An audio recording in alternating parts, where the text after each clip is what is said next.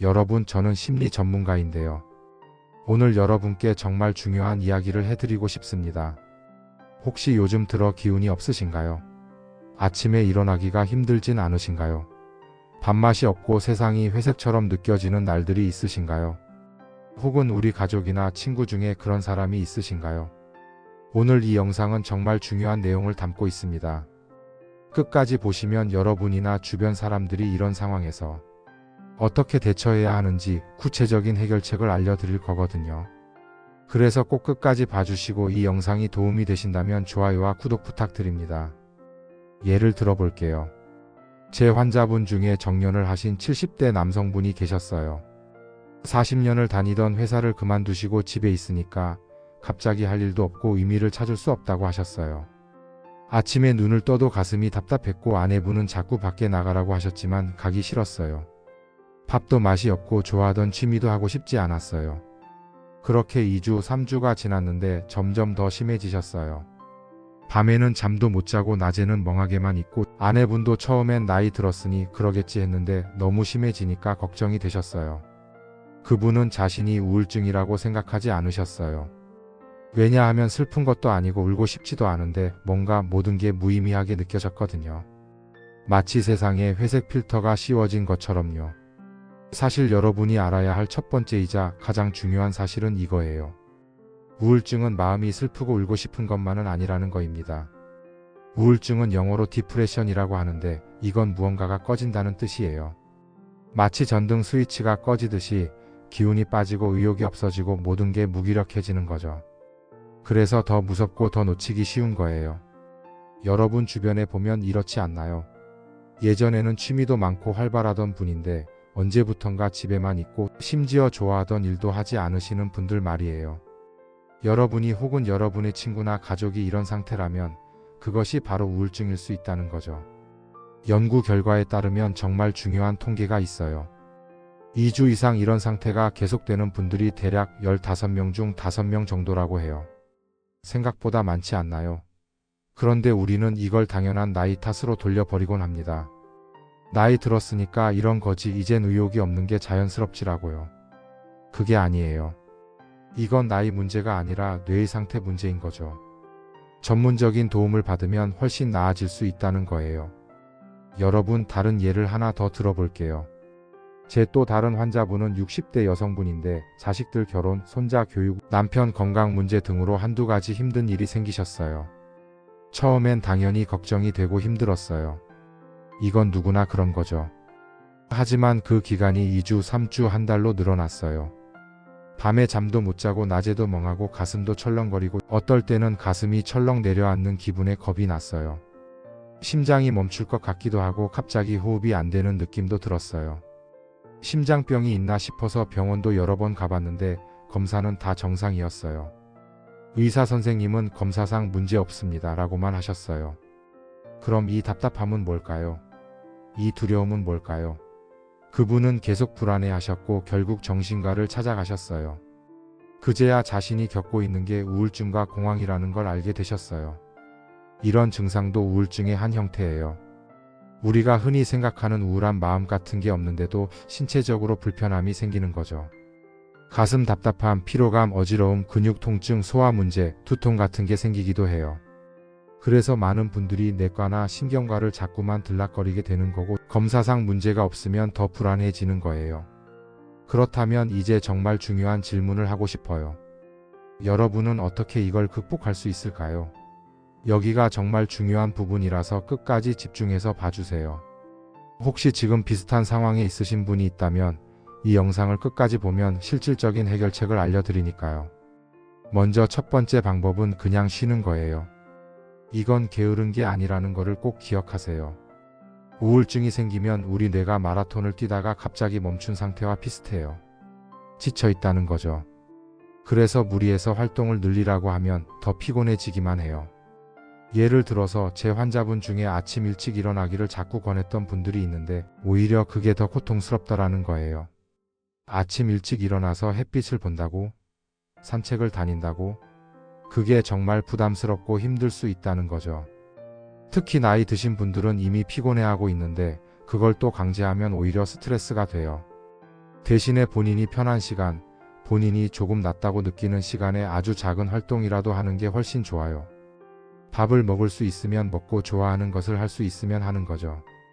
그것만으로도 충분합니다. 두 번째는 먹고 싶은 먹기예요. 이건 결론이 아니라 과정이라는 뜻이에요.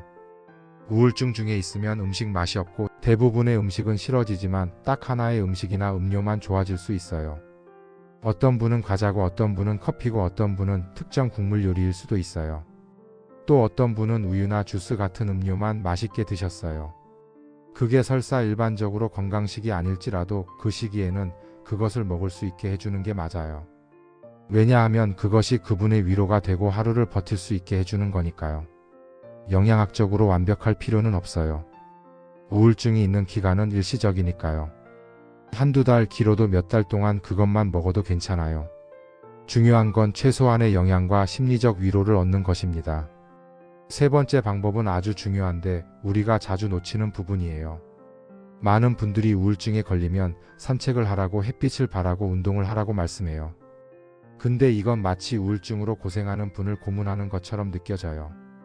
특히 나이 드신 분들은 이미 피곤해하고 있는데 그걸 또 강제하면 안 된다는 거죠. 대신에 본인이 예전에 좋아하던 것, 본인만의 방식으로 위로받을 수 있는 활동이 있으면 그것을 해야 해요. 예를 들어 볼게요. 어떤 분은 정말 책 읽기를 좋아하셨어요. 우울증이 와도 책만 펴면 조금 위로가 됐다고 하셨어요. 신문을 읽는 분도 있고 라디오를 즐겨 듣는 분도 있어요. 어떤 분은 음악을 들으면 괜찮았어요. 또 어떤 분은 텔레비전을 보거나 유튜브를 보면서 시간을 보내는 게 본인에겐 약이 되더라고요. 우리는 자꾸만 이렇게 하면 좋다는 일반적인 처방을 강요하는데 우울증은 정말 개인적인 경험이라는 것을 기억해야 해요. 어떤 사람에게 효과 있는 활동이 다른 사람에게는 고통이 될 수 있거든요. 그래서 중요한 건 본인이 무엇으로 조금이라도 위로받는가를 찾는 것입니다. 네 번째 방법은 전문가와 대화하기예요.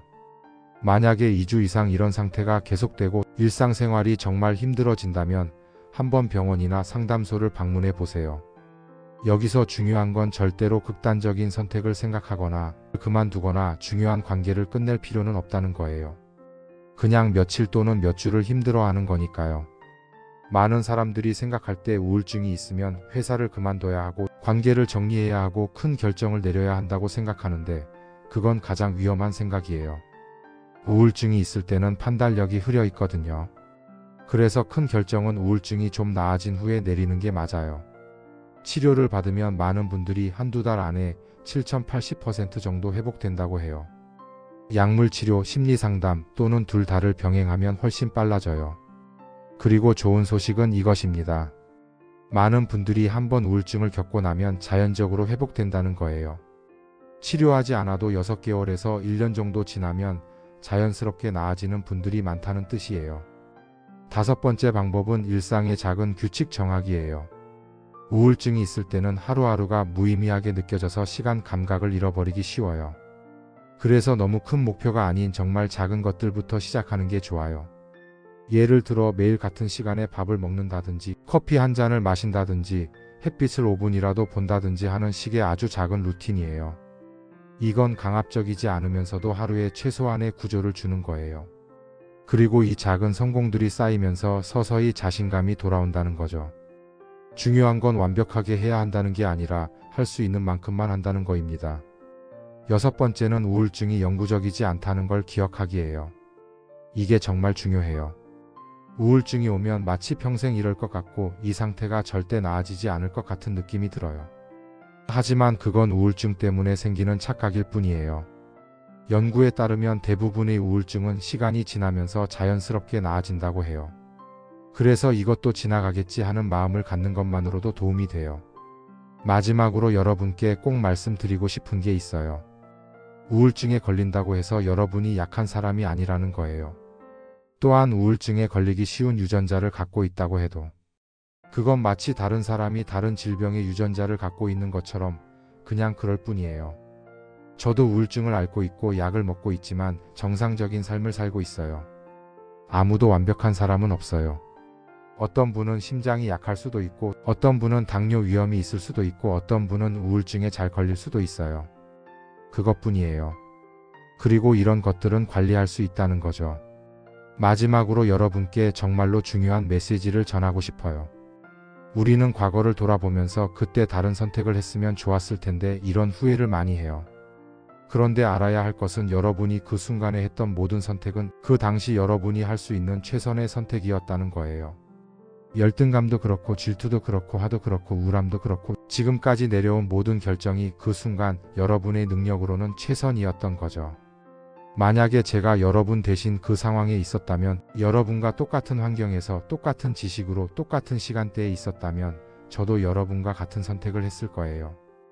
혹은 더 못했을 거예요. 그래서 자신을 너무 탓하지 마시고 오늘 하루도 최선을 다하면서 자신을 격려해 주세요.